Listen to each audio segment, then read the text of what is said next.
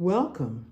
Today, our guest reader, Mr. Sherman Denby, is visiting with Maxwell as part of Maxwell's Can-Do Playhouse, and Maxwell's on an adventure in Africa in honor of African American Reading Week. Today, he will be reading to you That's Not Fair, Why Must I Cut My Hair by Paul M. Bowen. That's Not Fair is a lighthearted story that shines a light on the serious problem that is happening in some schools and communities where Black children are being discriminated against because of how they wear their natural hair. That's not fair. Why must I cut my hair?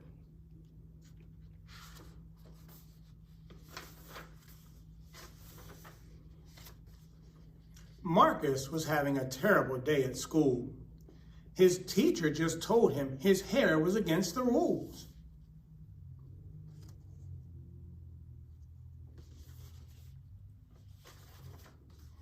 He told her it's a part of his culture, but it flew over her head like a vulture.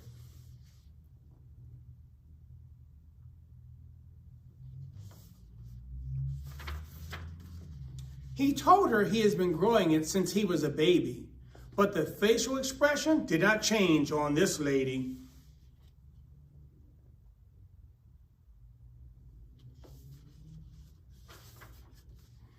You and the principal will have to converse if I hear one more outburst. But Marcus knew he couldn't be silent because he knew his heart wasn't compliant.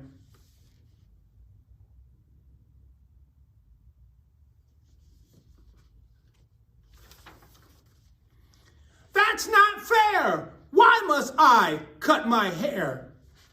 Marcus, go to the principal's office right away, said his teacher, Mrs. McKay.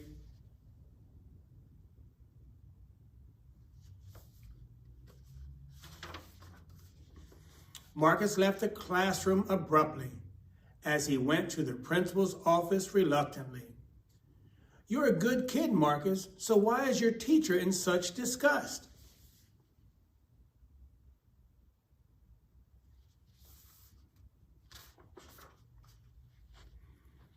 She took one look at my dreadlocks and told me it was unorthodox. Well, even if it's against school policy, my motto is education is always the key.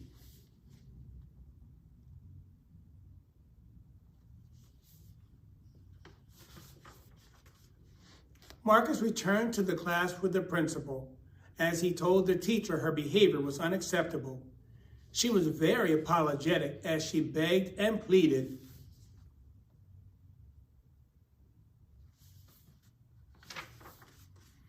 But the principal told her, your services are no longer needed. At this moment, Marcus was very relieved because he didn't back down and stood up for his beliefs.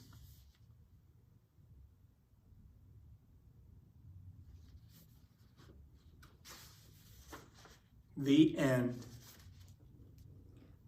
So students, remember, there is a way to stand up for yourself or advocate for yourself. Always be respectful and remember, your culture is important to you and should be shared with others. That's not fair. Why must I cut my hair?